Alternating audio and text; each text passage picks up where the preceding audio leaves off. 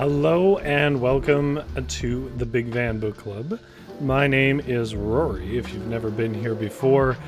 Well, welcome. This is Varietal Literature, and what we do here is we read stories and we write stories and we just enjoy narrative. But the Big Van Book Club specifically is a group of people, including people in chat and so on, who get together and talk about Vancouver authors, their works. And the one that we're reading right now, of course, is The Broken Places by Frances Peck, and we're into part 3 of it, which means we are past the halfway point. And joining me here today is Avalon Bourne, and hello, Avalon, who just got off the plane of her private jet and ran in the door for her high-profile meeting, and we were very glad to have her. I never realized how many private jets flights there are. I was a little shocked when I was reading some statistics around it. I was like, am I the only person who hasn't been on a private jet? I haven't been on one. So. Yeah, no, I didn't know, but I kind of knew. I don't think either one of us. I remember having a conversation with one of our board members who was crunching the numbers of how much it costs to rent a private jet, and that if you get enough people, it was worth it. But the number crunching was still going to be $6,000 a person, and it's to go to Toronto. Yeah. Maybe if you're used to first class, it works out. I don't know. Yeah, maybe. Going to Toronto is weirdly expensive for how popular that route is. Yeah.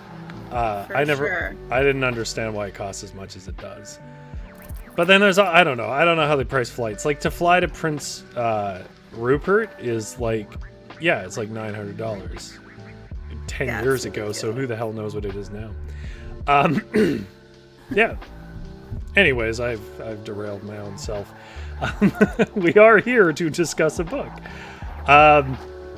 So the basic structure is I will go through a little introduction of each section, starting with the section 3, which is a few pages written from Sydney's perspective. We'll discuss it a bit as much as we want to.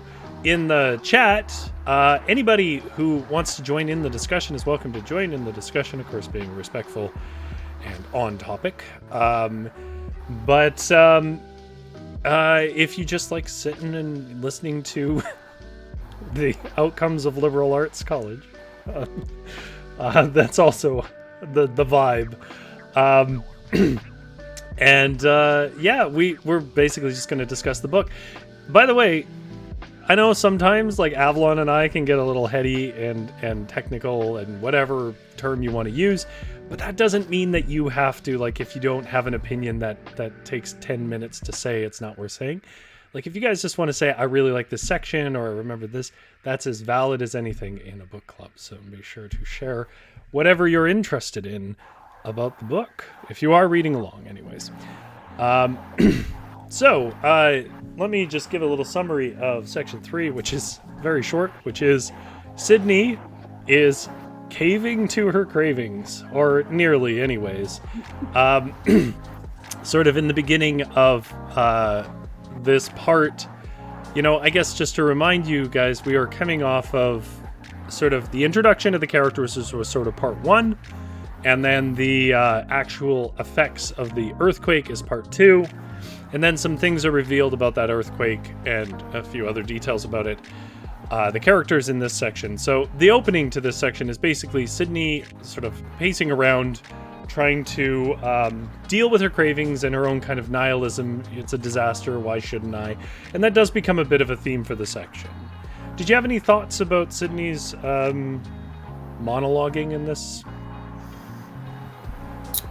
Yeah, no, I don't think so. I think it's I do kind of like how these each part is sort of bookended by reflections from Sydney, and we sort of get to be a little bit in her head, which I think kind of helps balance out some of the perception that we get of Sydney through other people. So I always enjoy that. I think it's it gives us a nice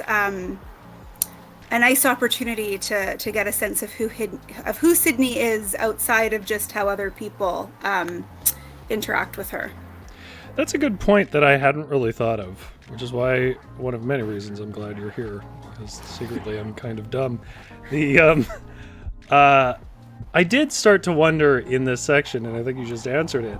What are these bookends trying to do? And I guess, especially for some of the stuff that happens later in this part, I am starting to see that I think this book is primarily about... It's trying to frame up Sydney as kind of the main character eventually.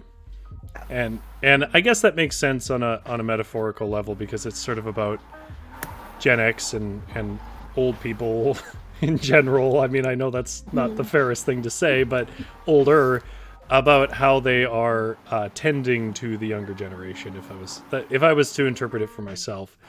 I should say that actually these little bookends, as much as I wonder what they're doing, are some of my favorite parts of the book. Like, maybe it's just a testament to like the style of writing I'm more accustomed to reading. Like, I'm not used to a lot of perspective shifting in the works that I read.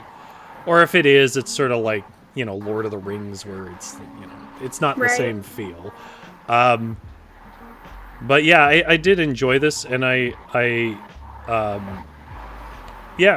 don't think I had anything remarkable to say, just that I enjoyed it, and I liked your observation there. I see that GS says Frances upped her descriptions of the devastation of the earthquake, so I'm happy now. Is there anything in particular that stood out for you, GS, that you wanted to point us to? And GS also added, Sydney is the hub. She experiences every character. Well, except for Kiki, right? But who the hell knows what's going on with Kiki in this section. And I see that Just Fleeced It Out and Suki and GS are here. And hello and welcome. And thank you very much for coming by. So if nobody has anything specific to say, and I mean, these are definitely the shortest sections, then I will move on to chapter 10. Whoops. And give you a little bit of summary. I will say I was having a hard time writing the summaries for these sections, because it definitely becomes more and more what's happening with each person than it was initially. But in this section we have Kiki still hiking. He is sort of thinking about, who's okay and who's not, and how bad is it, which seems to be a bit of a theme about some of the in-control characters. But he is trying to plan and control, and he finally kind of concedes, which I think is an important thing, that he can't control this. But I do want to talk about that as a character point later. There's something about Kiki that doesn't always fit with me. And then we get this, we've had this before, but it becomes bigger in this section, and it's really pushed in this chapter, is this cold and critical inner voice. And references to his bad knees, and so on. And then there's a reference to the rock slide, which will come up more later.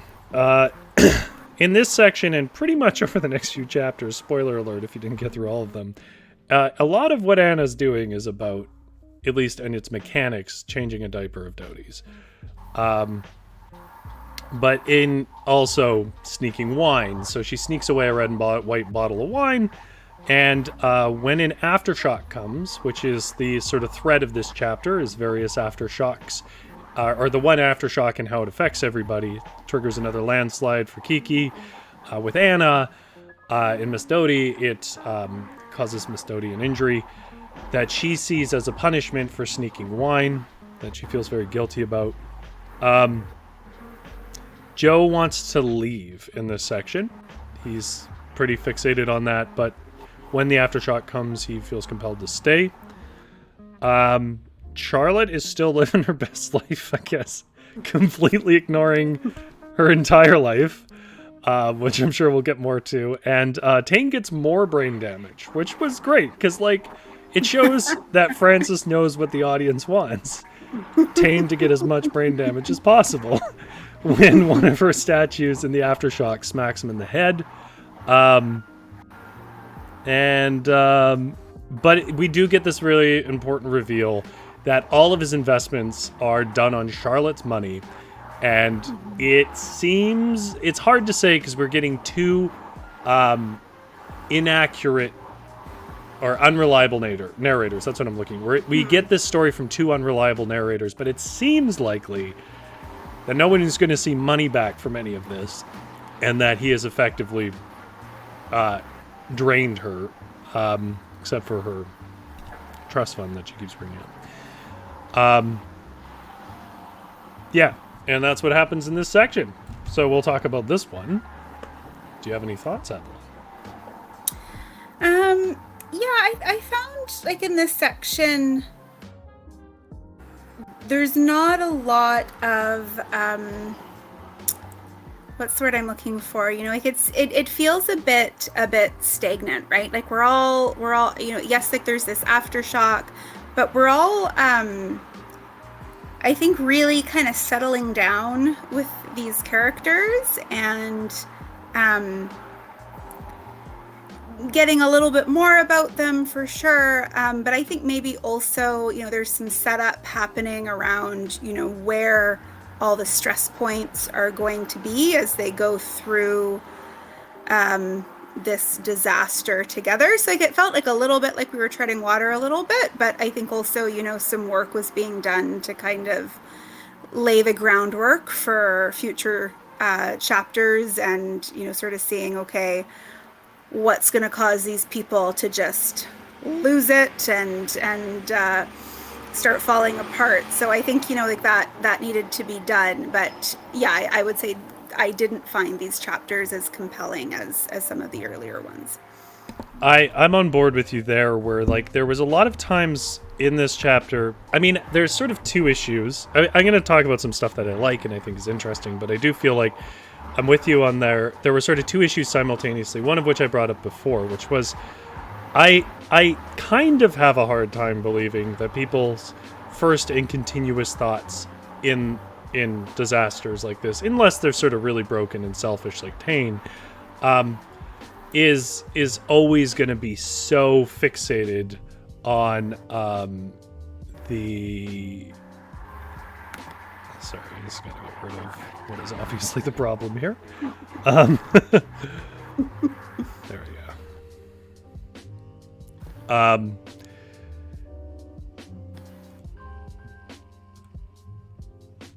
Sorry about that. Yeah, which is, you know, again, I could be wrong. I've been in sort of middle of the road emergency situations as, like, a medic. I do find that people tend not to, you know, be so fixated on, like, whether they're going to break up or not when you're trapped on a mountain and things are burning and stuff. But I also, like, I keep trying to say to myself, like, I can accept that, like, dragons exist in other stories because it makes good stories.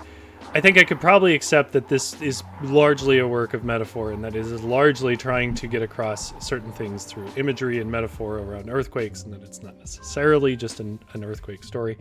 I did find that there was a lot of tension in this section, though, because I was looking for some external conflicts that would feed along with the internal conflicts. Yeah, I think eventually that comes, but it definitely takes its time.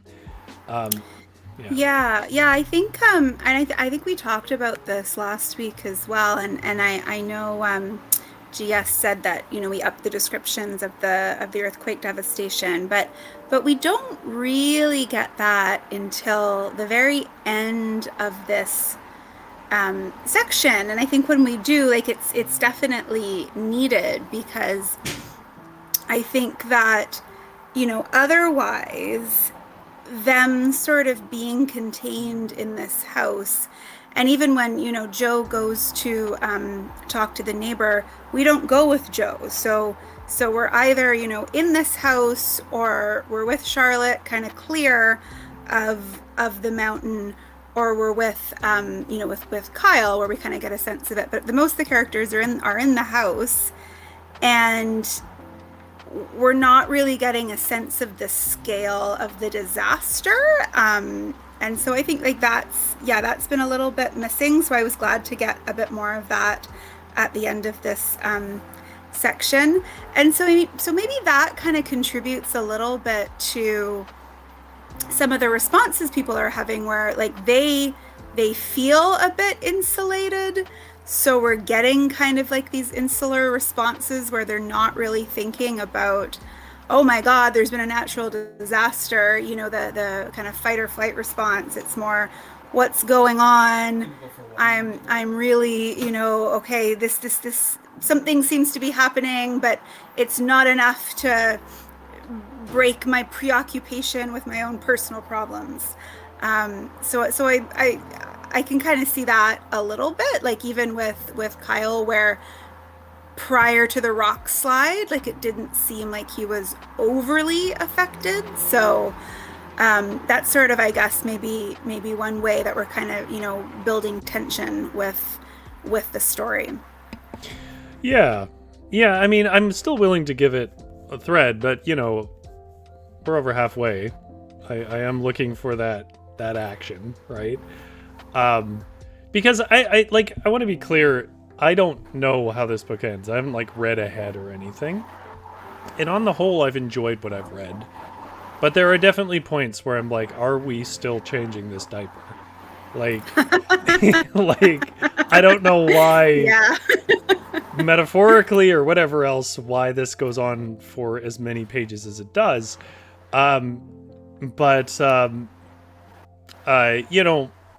Some of it, I guess, makes sense. I think GS has framed it well. They said it's a stage play, and that's kind of what it feels like. It does have that kind of... I can't think of his name right now. I performed in plays he wrote. What the hell is his name? Famous playwright. About people just basically locked in New York hotels and apartments. Is anyone getting some weird ambient sounds? So he says, that's probably from Avalon's mic. She doesn't have the big money mics, but that's fine. Yeah, probably me. I'll mute myself when I'm not speaking. That's okay. My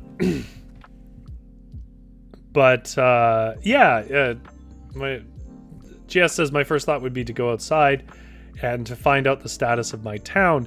But it's been covered, I think, in the text that they are specifically told not to do that. So I think that's most likely why... That's how the narrative is addressing that anyways.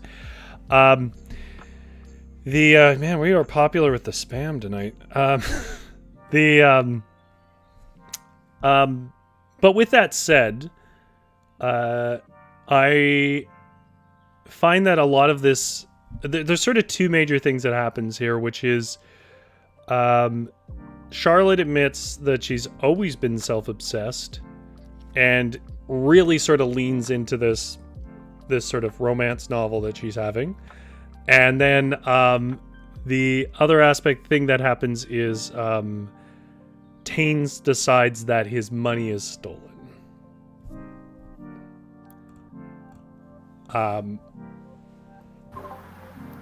I was curious if either of those turns brought thoughts for you. Yeah, I think I think the money being stolen, that's sort of interesting because I think it sort of feeds into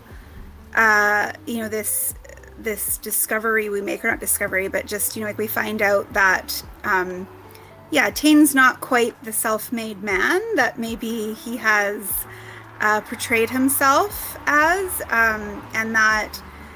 and we get maybe a bit more reasoning for why Charlotte puts up with everything that she puts up with, because all of her money is tied up in his company, aside from her trust fund, which sounds like it might have some restrictions on use, so isn't as liquid as the rest of the money.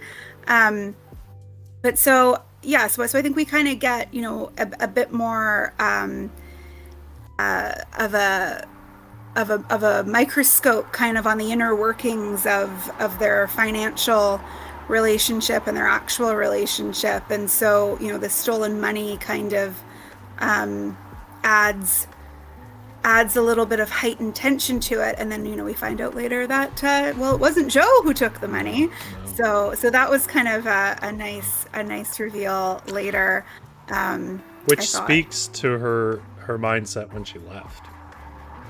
Which I think was a cool way to do it. I mean, there's for as critical as we've been at the opening here, there is no doubt in my mind that this is still very ably written and very complex and intricately woven, and I think that's a good example of it. I know that kind of spoils something from the later chapters, and I'm sorry I haven't read it, but yeah, it's heavily implied anyways. I don't think they come right out and say it, but it's heavily implied that she took the money. She references an envelope like full of money in her purse, and thank goodness that she had the foresight to bring that with her and get her hands on it. So yeah, I might be putting a few things together, yes. But I think that's certainly makes sense to me. And I think it's, for me, it was an interesting moment because it shows that Tayne can care even with his brain damage. The only thing he cares about is his stupid damn money. He can't get up enough care to really do anything about anybody else, despite the fact that he's telling these weepy stories and how he cares about his family and blah blah blah blah blah. And the reason why I like that is because it reads incredibly true for a bunch of people I've met. There's these people where under the most atrocious of circumstances, you think they're nice people, and then they'll be like, oh, but isn't that gonna cost me a lot of money or something? You'd be like, your child's in the hospital or something. There are definitely people like this, and I think it clarifies that the text, while it's giving complexity to Tayne, is not withdrawing from its viewpoint of Tayne as simply being an irredeemably bad person who does nothing that's helpful to anybody. And GS says, and the stolen money is an opportunity for the class distinction aspect with who gets accused based on unfair assumptions. Yeah, and also just who cares? If the people in your house are actively supporting the life of your daughter, which he would notice if he wasn't in his own head, who cares if they took money, honestly? You have so much of it. So yeah, we learn about that fight and so on. Anyways, this really leaks into chapter 11 a lot. So let's go to chapter 11.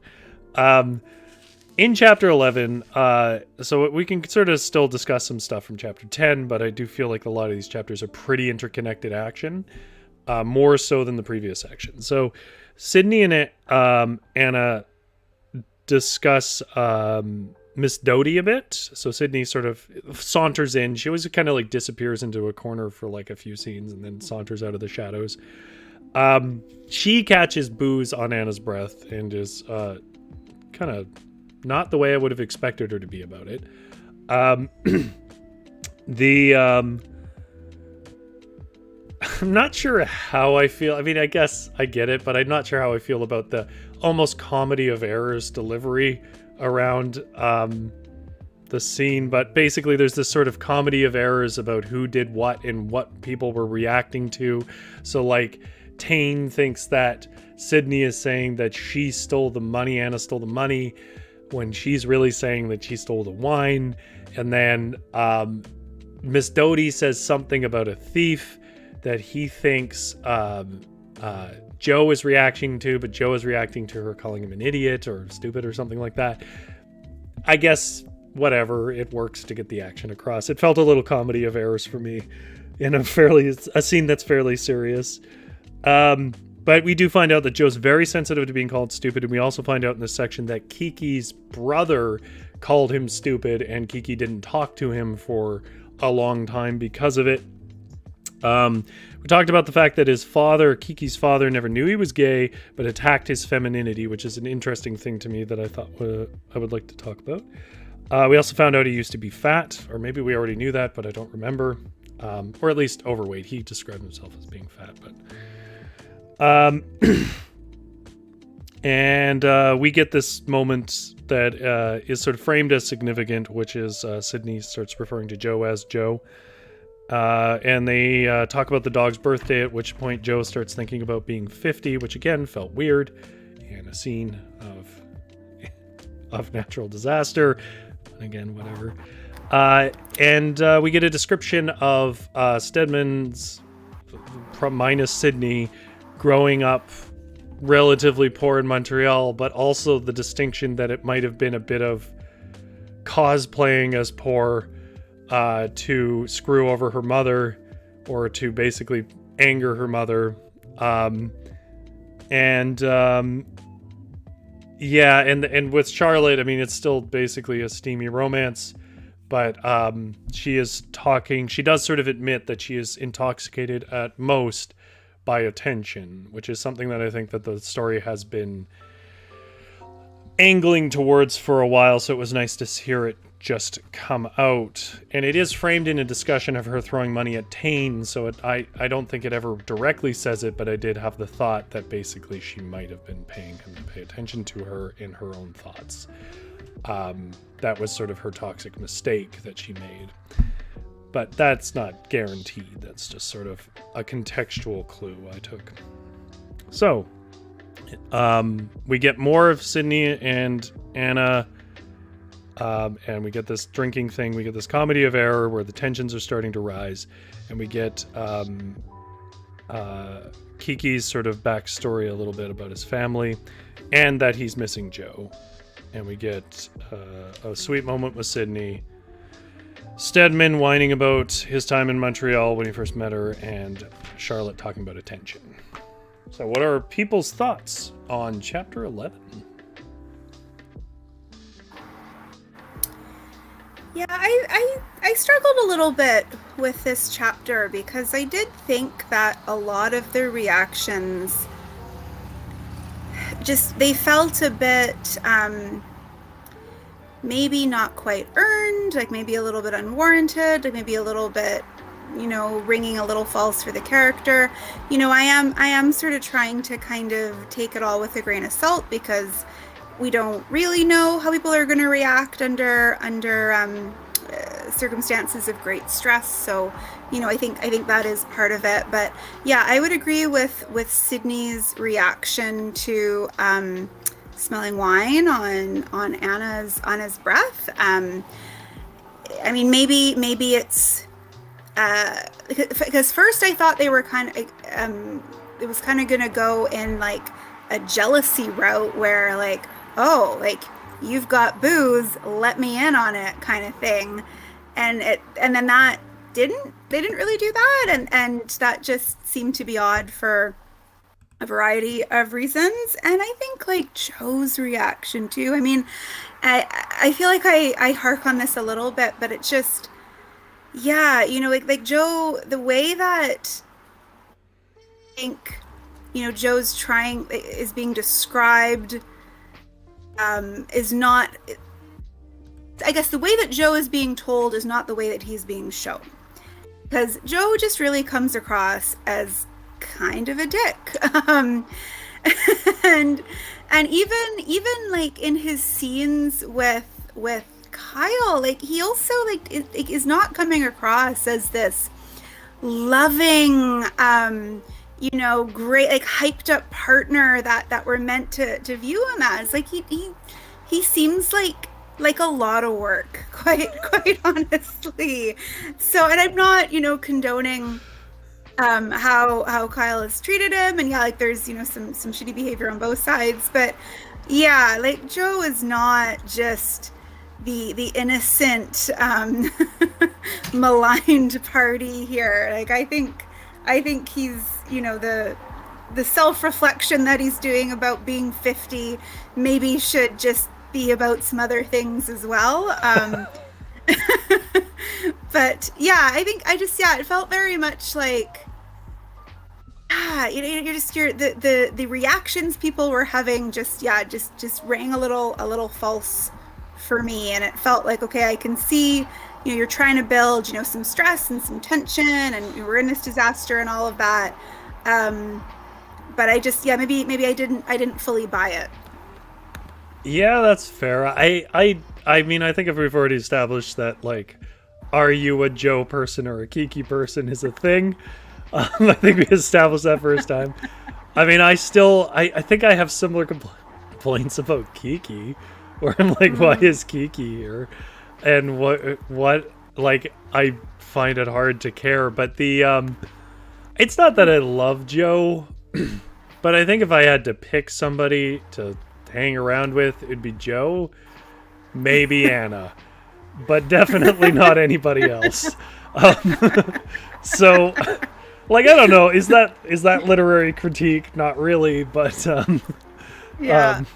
I don't know. Chat, are you a Kiki or a not, Joe person? And it's not, and I say all this not like, oh, like, these are just terrible characters. Like, it's the characters who they are.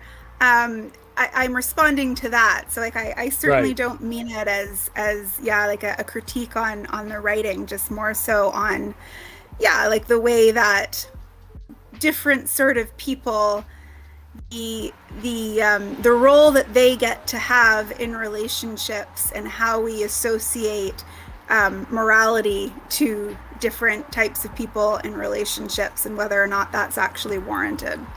Yeah, I do find it interesting that there is literally only one truly working class person in this place, and it's Anna. I don't know if anything's ever going to come of that, but it's definitely, by the end of this section, pretty much confirmed what we sort of already know, but the text goes out of its way to be pretty literal about the fact that viewing Joe as working class is not particularly right. And I think part of that comes through that there is a lot more in common, but not in a good way. Like, it's like the opposite of a kind of like sitcom understanding of disasters, right? Where like we all come together because we have a lot in common. It's like what we have in common is we're all terrible. Yeah. we're all Yeah. I mean, and GS says, Joe's reaction to Miss Doty is a little shocking. I think most people would be able to overlook the rantings of a demented person of such advanced age. And that's definitely the reaction that I had when he's like telling her to shut up. It's like, buddy, she has dementia. We've just been through some trauma. Like, we understand you got a bit of a chip on your shoulder about not being very smart, or not thinking you're very smart, but it just seemed to it just really, really unnecessary. And then he kind of storms off. So yeah, I definitely had that same reaction when reading that, and then just fleece it out. Hard to say. I had hopes for Joe, but he has far more sourness pent up inside him than I thought he did. Yeah, and I think that sort of feeds into like this, the way that Joe has been framed, I think, has been, to sort of seemingly make him sympathetic, but when we actually see his actions, not great. Not really leading with kindness or empathy. Yeah, he's not, like, he's capable, and I think that's the role he fills, and I think it's worth pointing out that the big difference between him and Tayne is that he can do things, like, and does. Like, whether he's always the nicest person or not, at least he actually takes care of people, whereas Tayne he has some usefulness. Yeah, that's right. Yeah. And a bit dependable, and Kiki points that out too later on. Which is not without its merits. Like, you don't always have, in a disaster, you frankly don't care about people being that nice to you. You just want to know who you can rely on. But yeah, to go to GS's question here, is Joe empathetic or isn't he? I mean, I guess everybody kind of is. I wouldn't put him at the highest end of empathy. But yeah, just fleece it out. I agree with you there. There is a lot of sourness that he's pushing off on other people to maintain his charming facade.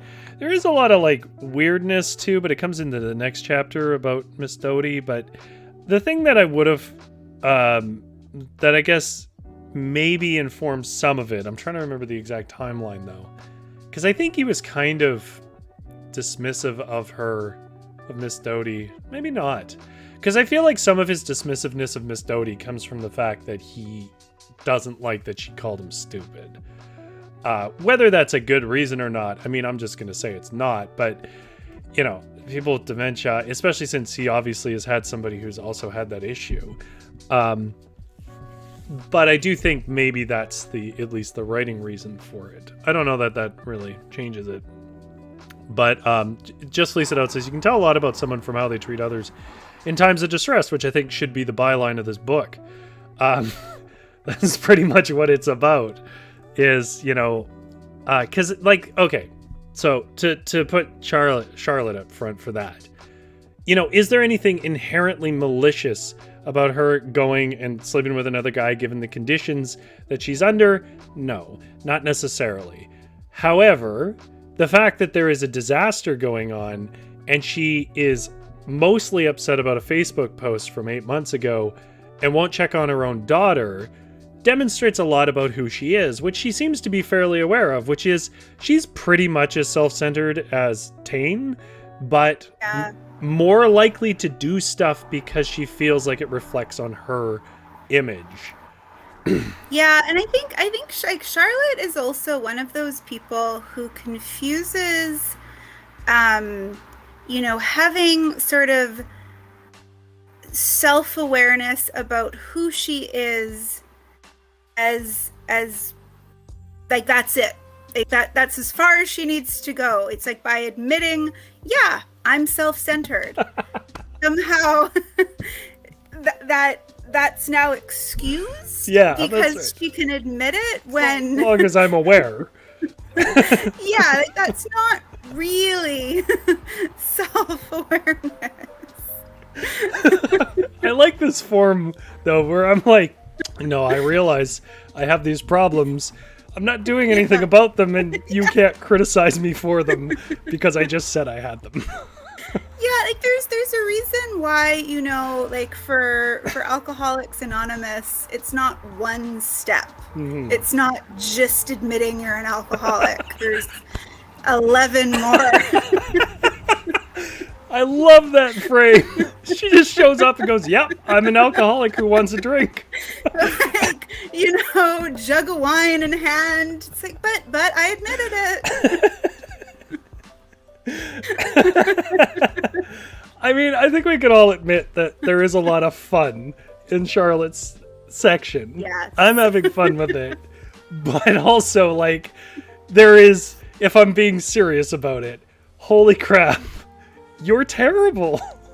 Yeah, and you know, not to, I know like we're not quite there yet, but just like in the end of her chapter in this section, it's like she has all of these opportunities to get in touch, or at least try to get in touch.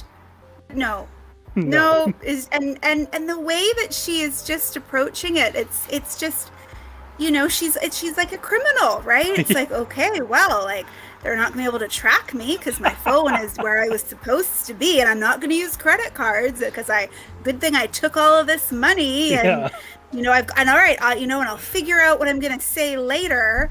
It's just, yeah, it's on one hand, she's trying to say like, this is who I am. I want to be able to have this freedom and just be spontaneous and do what I want and do all of that.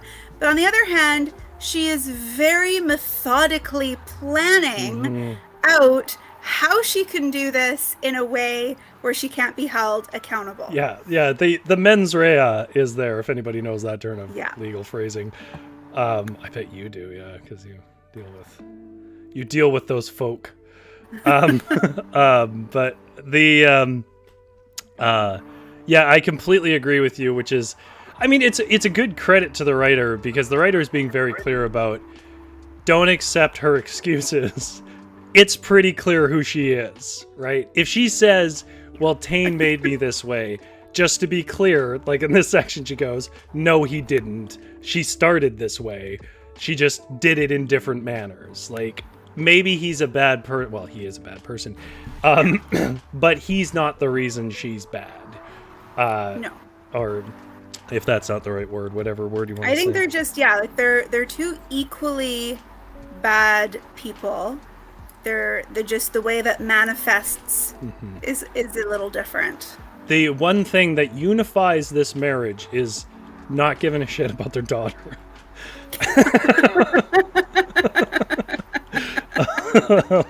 In different ways. In a variety, a bouquet of emotional isolation for the daughter. Benign neglect.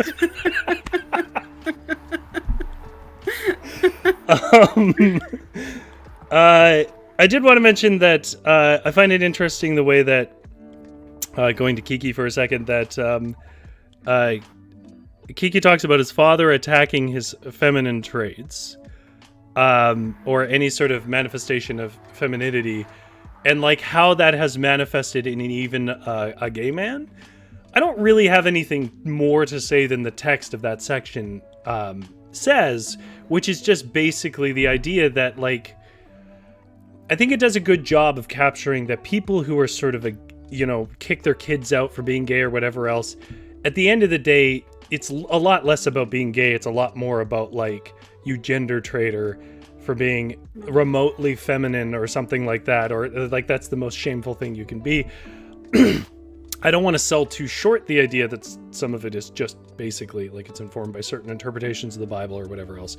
Homophobia comes from many places, but at least one place is basically, how dare you be anything like a woman since you're so lucky to be a guy?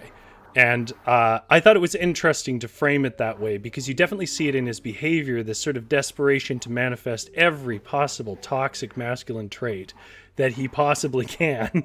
And anytime, and he tells this story about any time Joe tries to get him to cheer up and express emotion and enjoy a cute thing and be probably more the way he was when he was younger, he revulses from it, and it's really from his father. I thought that was an interesting dynamic. It was the most interesting Kiki's been to me so far.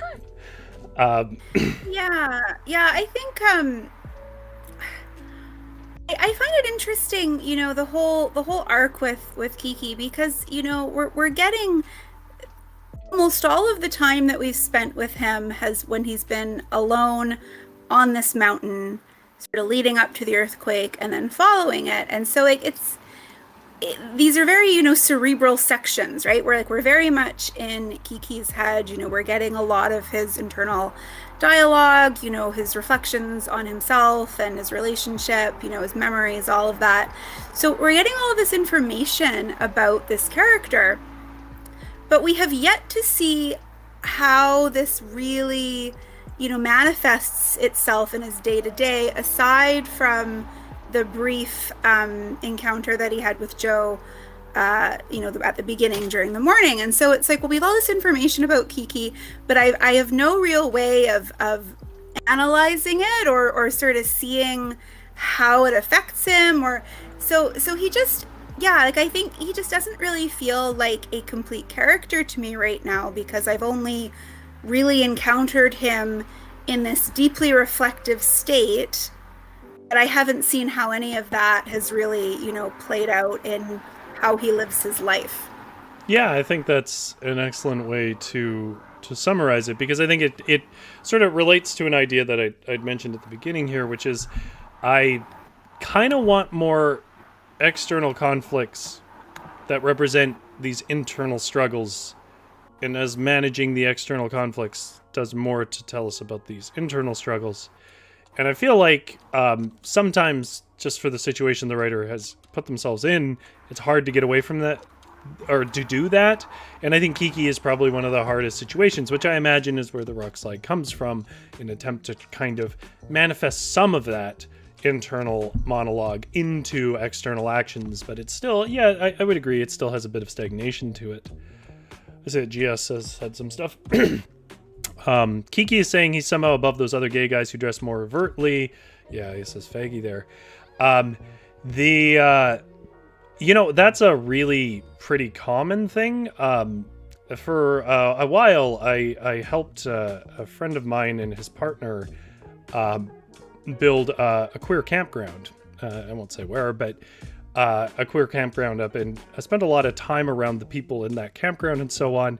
And that was one thing that I heard sort of unironically often, was like, oh, well, I'm not one of those flaming queers. I'm one of these. And it was always strange to me, because it, without getting into the weeds on this, it's performing a certain type of masculinity that they don't need to perform, but they still feel compelled to. Like, they're doing it for reasons beyond the situation they're in. Because it is a place that is largely accepting of many different versions of masculinity. It really boils down to exactly, I think, what's Kiki's having happen here, if you talk to those people long enough, which is fathers that saw their greatest priority as beating out any feminine trait they might carry. So it rang pretty true for me. And then Gia says Kiki's predicament on the mountain is all that interests me with him. I don't even know what his predicament is. Get off the mountain? I guess. Well, he's stuck now after the rock slide. So he's got like a broken leg and a severely sprained leg, I think, on the other one. So yeah. He might die of exposure, or I don't know, he's got half a water bottle. So I'm, assuming that, rescue crews aren't heading up to the mountaintop after it sounds like some of the mountains have fallen onto the highway. It doesn't seem like rescue is coming for him. So I guess the stakes are pretty high there. Though I will say, so I went through like a little bit of a obsessive period reading about mountaineering disasters, and like on Everest and some other mountains. And I read this one in the Andes where this guy basically slipped off a mountain, broke his leg, like his partner like belayed him almost all the way down the mountain until they were both going to fall. The rope cut, he fell like into this snow cavern and managed to crawl out of there on one leg over, down a mountain and through like a gully over the course of 3 days and made it. So come on, Kiki. Suck it up. If I'm ever trapped on a mountain and your leg is crushed, we were hiking together, I'm going to be like, come on, guy in the Andes, let's go. It's entirely possible, especially a relatively fit person, to get themselves down, although being fit will make him less able to deal without the lack of rations. But Gia says Kiki's predicament on the mountain is, I already said that. I thought at first that his leg was crushed. It was. So the rock, it sounds like, crushed the leg, and then he pushed it off, and it was more like the kneecap is crushed or whatever else. Because even if you shatter your kneecap, you're not walking. Okay, so is there anything else you wanted to add for chapter 11? I don't think so. Yeah, I think that was my Okay, so let's go to chapter 12. In chapter 12, we find out some pretty dark stuff about Anna, and I don't know how I'm going to handle. And Joe catches her drinking, and Joe does what I would expect a person who'd been through addiction therapy would do, which is somewhat understanding and tries to be supportive, which is, again, why I found it weird the way Sydney reacted. Joe reacted the way I would have expected Sydney to react. There's this, I'm going to talk about this a little later, but there's this weird comparison of Miss Doty to a pig that I don't understand. And then, I don't know, some of that rubbed me the wrong way. I have a thing, even though I'm was a medic and I've been around broken bones, I'm kind of squeamish about broken bones. And so there's a lot of description about dragging around a broken leg. That I'll admit I skimmed a bit because it was getting to be a bit much for me. But we do finally get what I think is probably the most interesting thing, that Kiki and in particular their relationship with Joe, which is we finally get Joe as a piece of his internal monologue. And we get the first sort of insight as to why Joe mattered in Kiki's life, which I liked. I don't know if it fixes everything for me, but I liked it. And I mean, we find out something pretty significant about Kiki, which is he was doing a bunch of coke and essentially banging someone in public in front of friends of Joe's, which, by the way, who wouldn't text someone's partner if they were your friend and you saw somebody cheating at the club? You wouldn't wait till tomorrow. But yeah. anyway. I mean, I guess Joe has a flip phone. Maybe he has limited texting capabilities. I don't know. But I thought that too. I'm how does Joe not already know this? Yeah. No, I definitely do. And maybe Joe does. I don't know. I wrote this note. If you'll remember what part of the chapter it is, everybody, when you hear the note.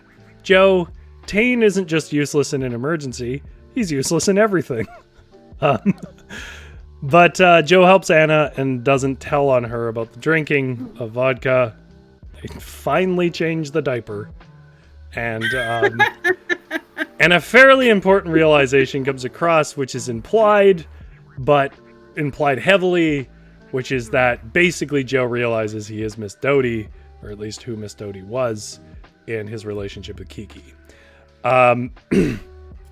We get a little bit of a stagnant scene with Charlotte, but it kind of retreads what was already established, I felt. And then we get the... oh no, wait. The fight scene. I went a little ahead. I'm sorry. This is chapter 13 stuff. Wow. Yeah, I think we covered most of 12. Yeah, let me see. Joe recognizes he's stodgy and old to Kiki. Stedman wanted to... Because chapter 12 is only 9 pages, so let's save his wife now. Pretty... Still feels a need for... Stedman, for some reason, feels the need to save his wife. Char wants the free pass. Oh, and it's finally implied more directly that Summer is Sydney. It's still not quite said, but... I don't know. I mean, it could be somebody else, I guess. I'm pretty sure. It'd be funny if it was just some other random person that was unestablished in the narrative. But, I think it's also implied that maybe Charlotte doesn't come back. Yeah, I feel like it's implied. I think we're meant to think that Tayne dies. And because that's implied as well in chapter 12. I don't think that's going to happen. But I do think he's going to do something stupid, which he kind of does in chapter 13, which I've apparently blended together. So we're doing 12 and 13 together. I don't think there's much to say about 12, other than there's this concept of love waves brought in, which were named for the guy. And I can appreciate, as a writer, if you're using earthquakes as a metaphor, discovering that a certain type of wave that is most shaking to the foundation is called love waves.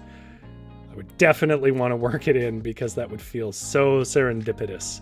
But I think it forms a lot of the metaphor here. But anyways,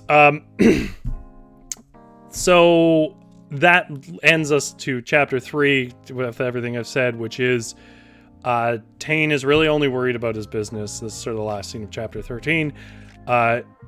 Joe does the best thing Joe has done, which is serves as the audience telling Tayne off, and he gets beat up for it. And I think we're meant to think he might be dead, which I don't know. Maybe not.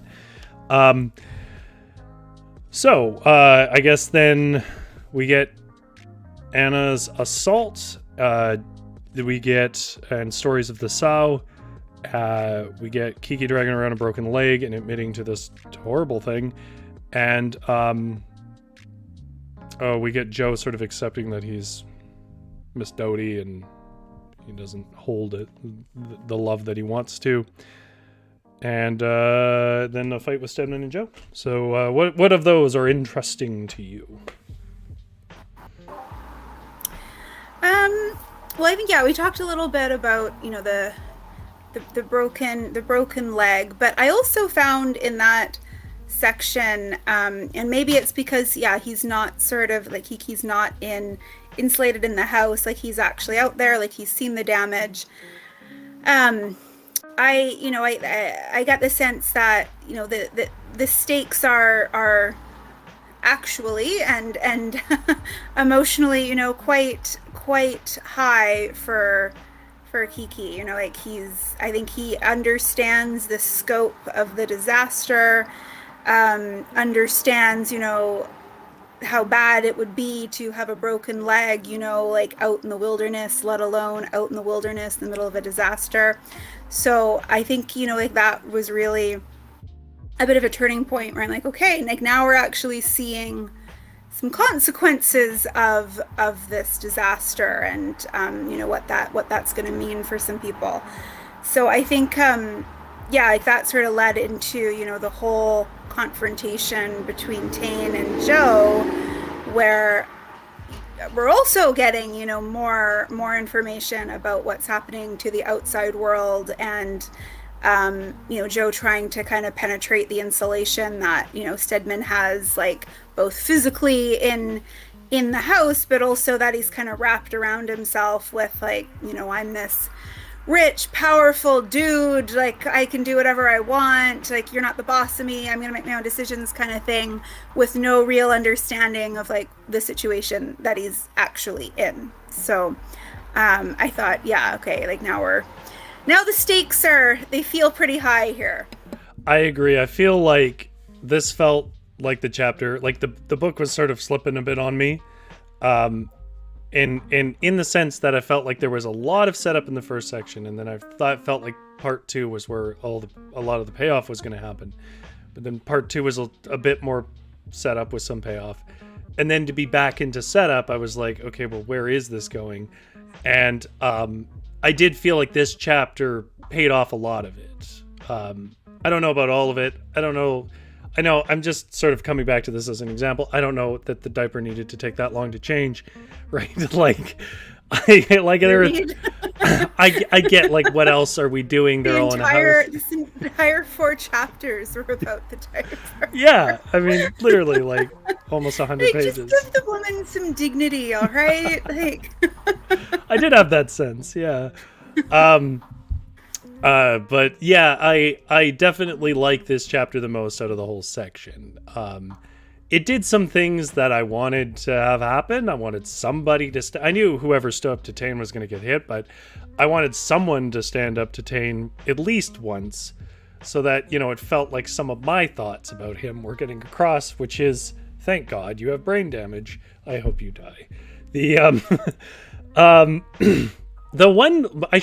of the, like, characterization choices that the author has made here about Tayne being so dismissive of anything actually being a disaster is so on point, especially for somebody who used to work in industrial safety for like 12 years.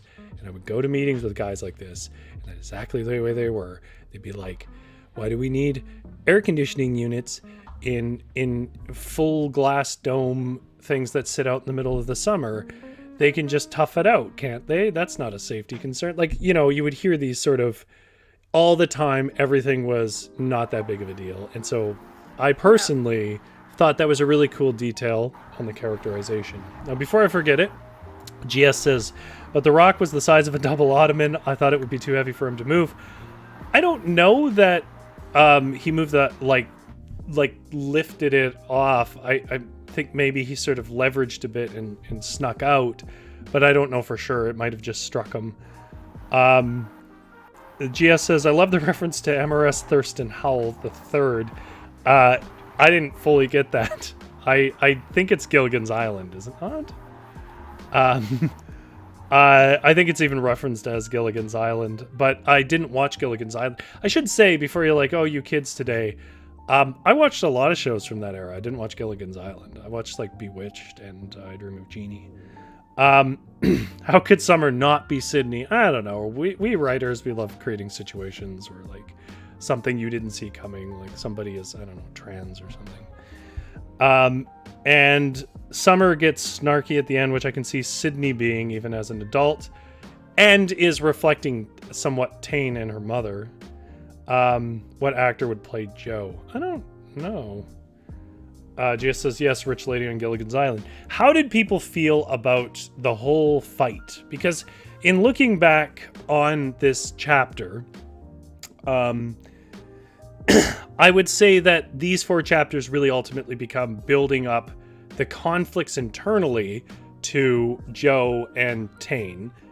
You know, I didn't really pick up on it at first when I was reading through in one direction, but I do recognize it now.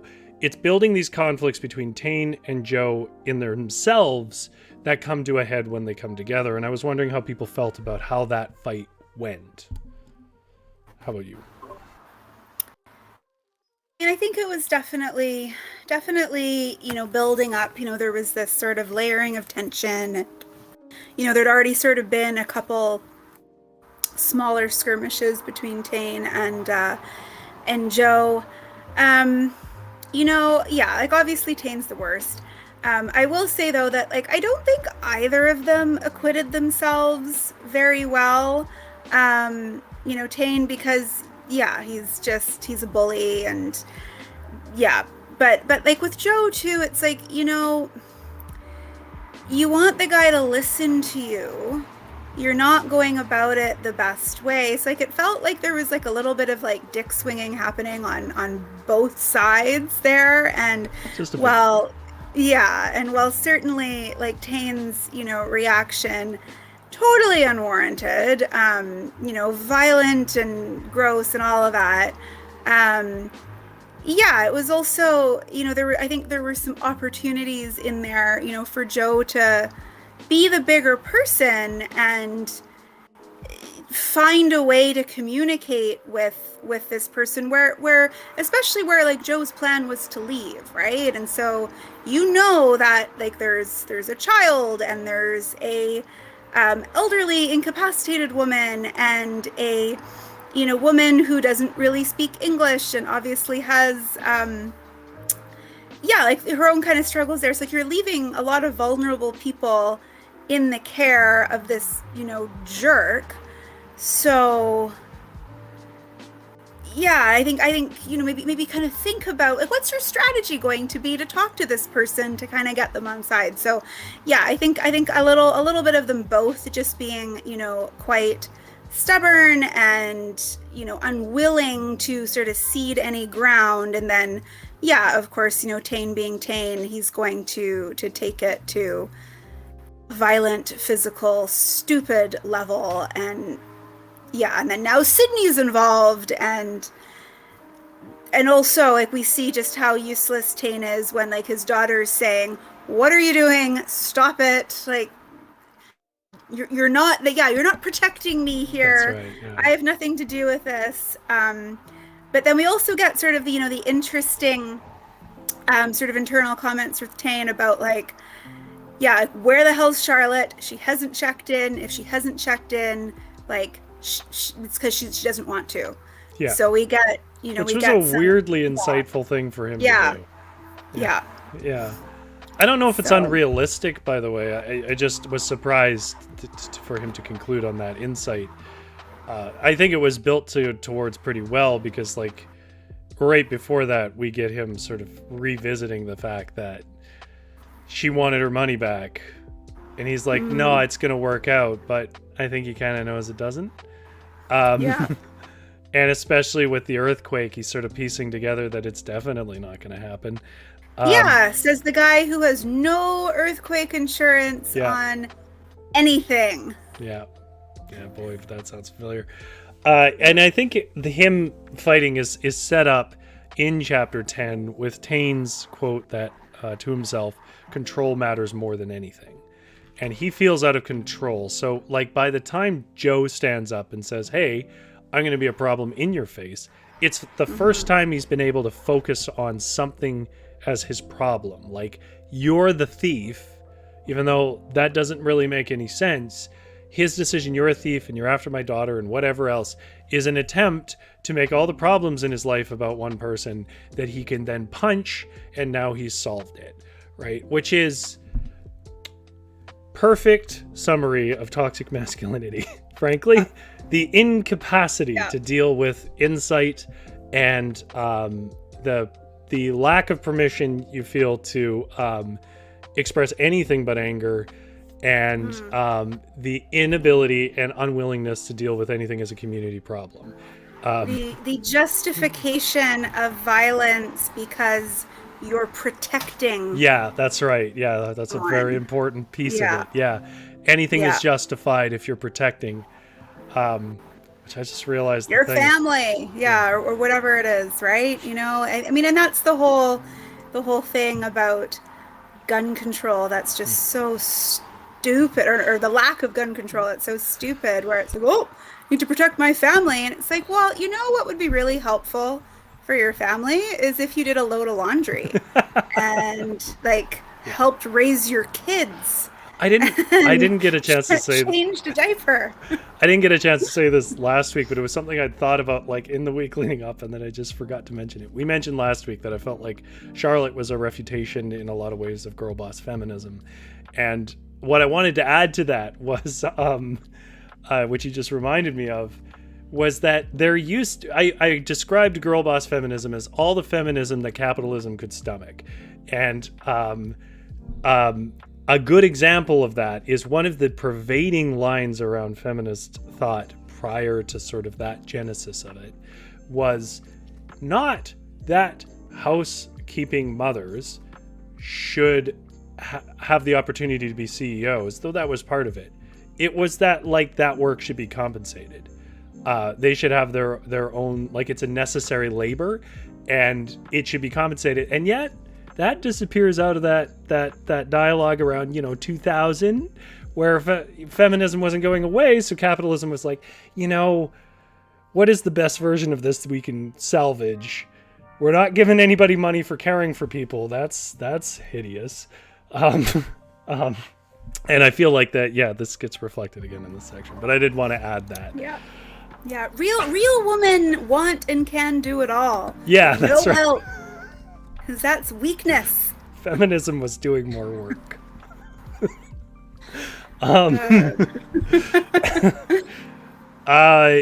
So GS says Tayne comes from a similar background as Joe, but tries to act like he's so high and mighty. Yeah, absolutely. And I think that's quite intentional. GS says, I don't think Tayne would have had that insight about Charlotte. He's so blind to her. The interesting thing that I think they've done with Tayne, which is a guess on the part of a writer, because these kind of people don't really share themselves by design, is that these people are probably a bit more aware than they portray. It's more that they don't care.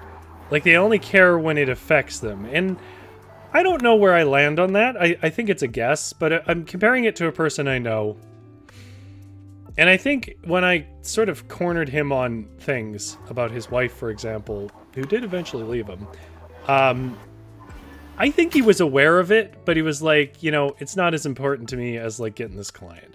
Like I think there is a sense of awareness, and I think the reason why Tayne is aware of it now is because it is a problem for him now, for many reasons. But it's also like it doesn't lead to any sort of insight, right? Like, it's not like, oh, Charlotte takes care of all of this. Maybe I should be more appreciative of everything that she does, or, recognize and value her role in my life. It's just more so like, where the hell is she? Oh, she must have left.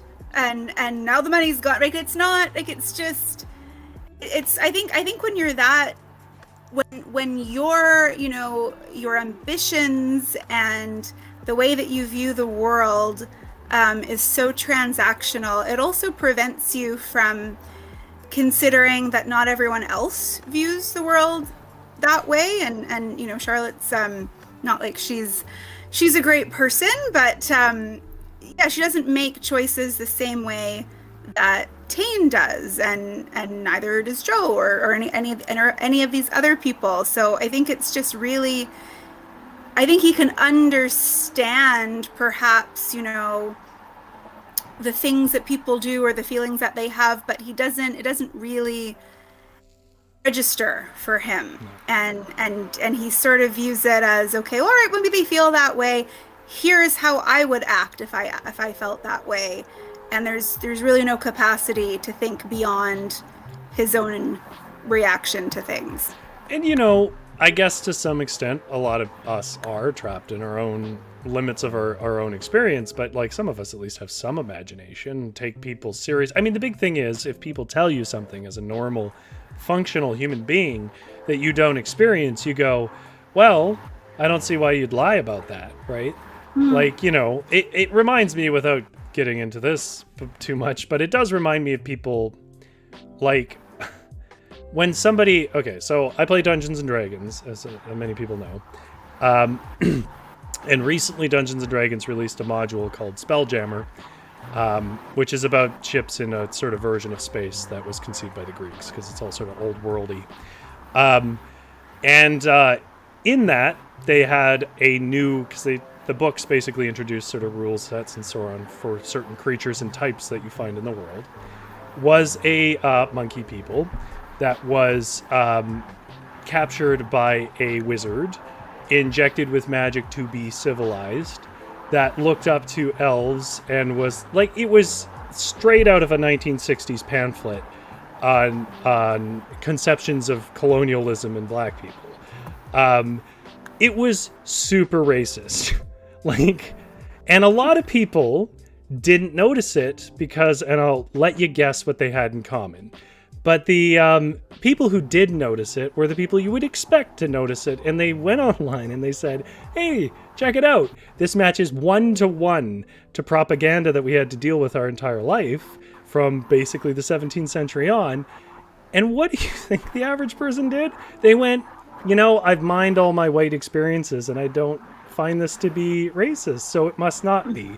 And I feel like, in a nutshell, that is the difference between people like Tayne and normal people, which is, if somebody comes to me and describes an experience I couldn't possibly relate to because I don't share anything that would bring that experience onto me, I don't then search my own experiences and go, yeah, it doesn't bother me, so it must not bother you for real, right? But that's exactly what Tayne does. Tayne goes, I wouldn't be bothered by this, so they're just being dramatic. Yeah.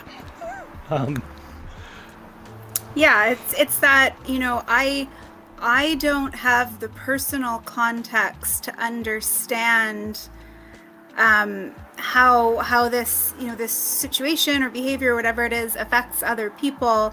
Therefore, it can't really exist because I haven't experienced it. There just must be an entire section of society lying for no obvious benefit, given that saying these things gets them just hate. But it must be a lie because I didn't personally experience. I'm sorry for how long that took to say, but it's a trait of people that just crawls in my skin, and I think it's a lot of why I hate Tayne. Hashtag kill Tayne. I do want to mention, Just Fleece It Out has said a really interesting thing here. Is Charlotte leaving and his 20K missing? A little background insight into how he would lose it all if she left. His obsession to make her his great obsession to make the number one make that the number one priority. I think you make a good observation on sort of the symbolism of it, that obviously 20K, I mean, yes, he's running light on money, but for them, that's still, 20K isn't that much. That it really is a representation of, like, all his control is in Charlotte's hands, really. And he has apparently lost control of her, and as he says, control matters more than anything. And I think you're right, that it's sort of a symbolic moment of, like, for a person who cannot come out and talk about his feelings in any meaningful way, by manifesting it into he lost his money, in a lot of ways I think it's sort of shown in the end to be really about he's lost Charlotte and all the money that it is entailed to that.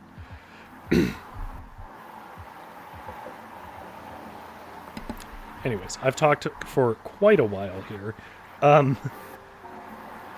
Quite a bit happened in this section. Was there something else you wanted to talk about here? I don't think so. I think we've kind of, covered everything, right? Like we, talked a little bit about, talked about the fight, and we don't really get a whole bunch of Charlotte in this section, though it sounds like she's heading to Alberta.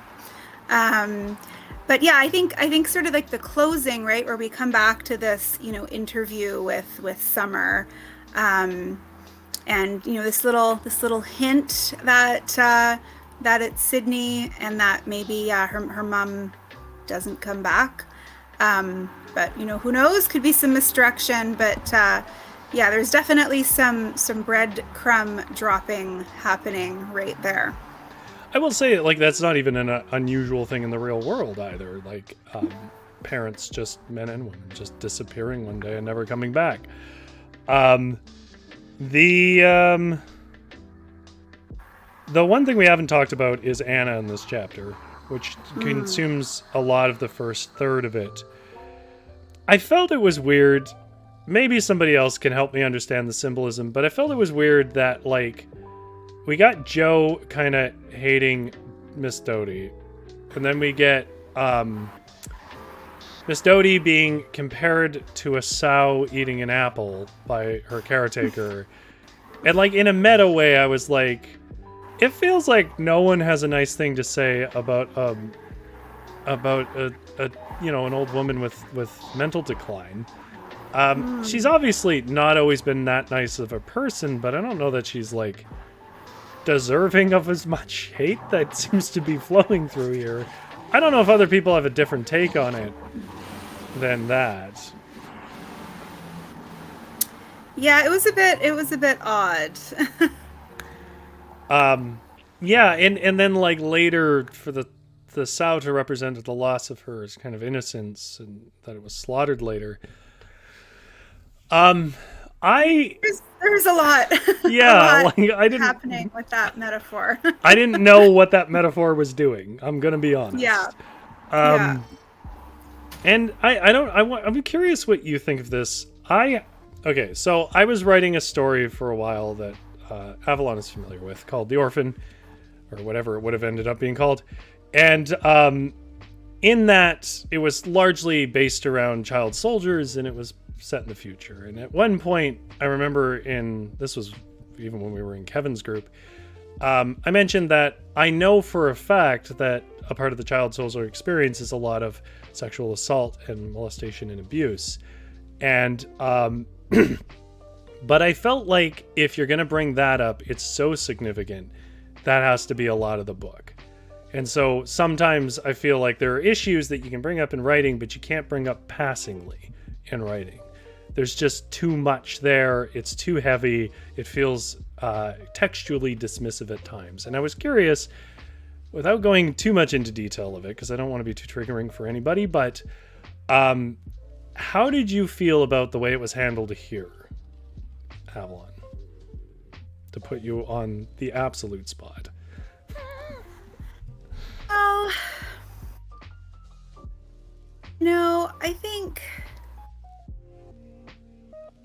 that Anna as a character has to carry an awful lot in this story. You know, she is really the only character without options. I mean, yes, Miss Doty is obviously suffering from some form of dementia, or and requires this level of care, but she's also the one in charge, right? Like she's in charge of Anna's livelihood. So Anna is really the only character who doesn't have any options, who is fairly stuck. And then we also find out that she's had, just this absolutely horrible life. And yeah, you start to get a bit of trauma fatigue, right? Where it's like, okay, so she's from, this poor manufacturing town in Ukraine, and there's conflict with Russia, and her mother dies, and her brother leaves, and then she tries to leave, and then she's assaulted, and it's just what is the point of all that having happened to Anna? And we sympathize with her, of course we do, and now she has like a drinking problem, right? So it's just, but what is it all for? How is it important to the story? Why does it matter? Why did she need to have this particular backstory? When I think the way that she's been presented so far has certainly been enough to provide sympathy, to provide a reason for her, seeking the solace of alcohol and all that. So it just, it seems, it seems a bit much, I think. And I think, any sort of story, whether it be, a book or a TV show or movie, if you're going to lean into sexual assault, I'd really like to have it be quite clear why it's necessary. Yeah, I think that's my feeling too, and I don't really have too much developed or intriguing thoughts to say about it. But every time I want to be clear again, it's not that it can't be on the page, and it's not that I think it's necessarily handled insensitively here. I do feel like if that's pretty extreme, and like you said, you don't want to throw that around willy-nilly.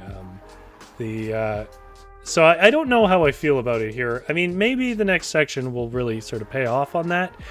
To sort of address what I think you already know, but to address what you said there, I feel like it's there to justify her alcoholism, but I felt like it was already justified. Like, I mean, I don't really feel like I ever held much against her for it. And I also don't know how I feel about...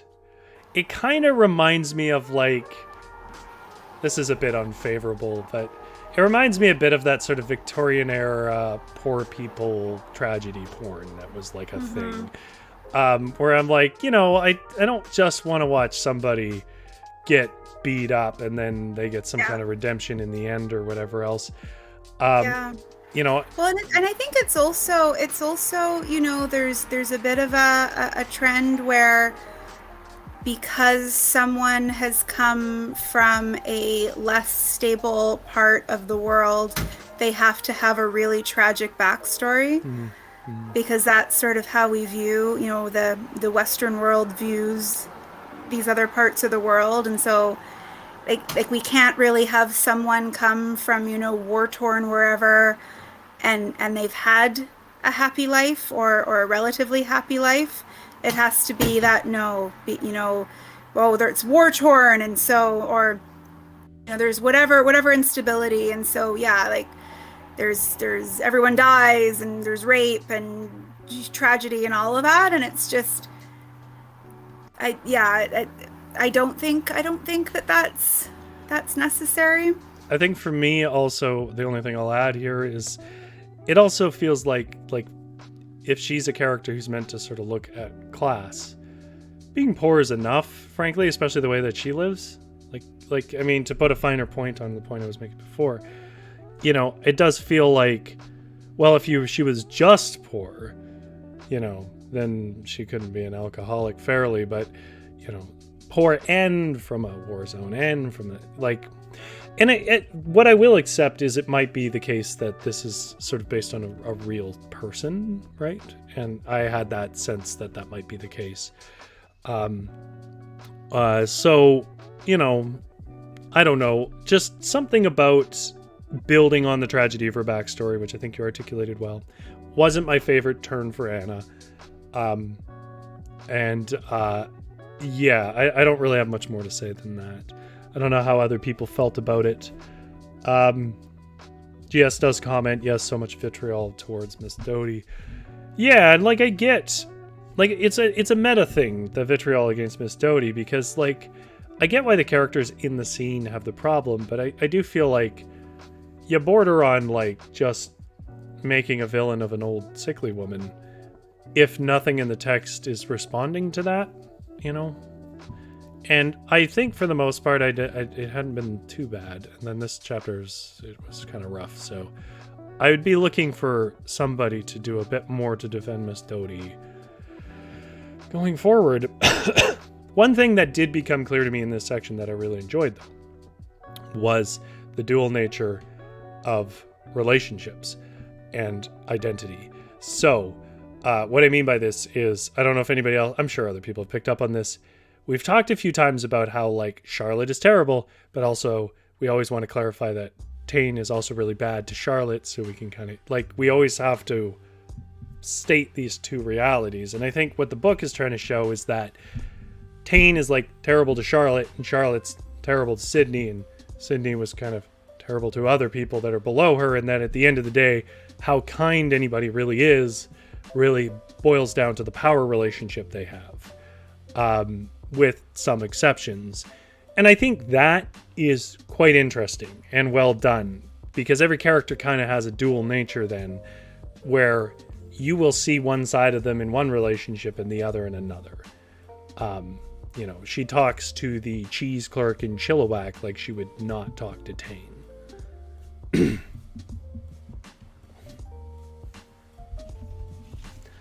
Anything you want to fill out or on the conclusion of things, Avalon? I don't think so. I mean, I think I'm certainly interested in seeing what will happen next. I think there's a lot of tension that's been built, so starting to see that spill over. So hopefully that will continue into the next part. And yeah, I think I'm definitely excited to see what happens with Charlotte. Just Lisa Notes pulls a good quote there. The authentic Charlotte was always a great pretender. Was a wonderful quote. Yeah. In the next section, I hope, if Joe isn't dead, that what happens is Joe grabs the people as Tayne turns the power on and blows himself and his stupid house up, and then they can move on into the city. I don't know what other people are hoping for in the next section. I am happy to see, this tension finally turn into action.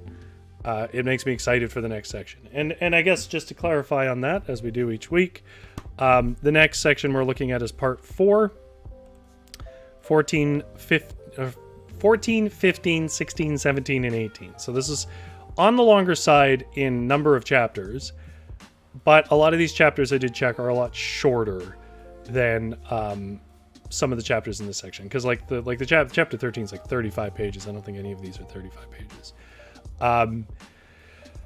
But after that, it'll be one more, I think. And then we'll talk about our next book if we're gonna do one. We'll see how people feel about it.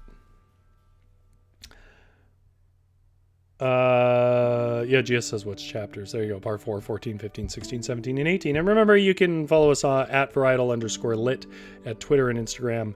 I do my best to put up what we're doing in the next week there. This was a bit of a busy week, so I wasn't so good with it. But yeah. Thank you so much for GS. Just fleece it out, Suki, and whoever else was watching in the background, for hanging out with us today and talking about Vancouver books. I hope you had a good time. Avalon, is there anything you want to say to the crowd as we leave? Thanks again for tuning in, and hope to see you next week for our next conversation. Yeah, I'm looking forward to the third act. Looking for some blood on the ground, some high drama. I mean, we've had a very complex set of relationships built up. I can't imagine a situation where my fantasy is to run away to Alberta, but we'll see how that pans out. Well, I've been Rory, and this has been Avalon, and everybody just keep on reading, and I'll see you next week.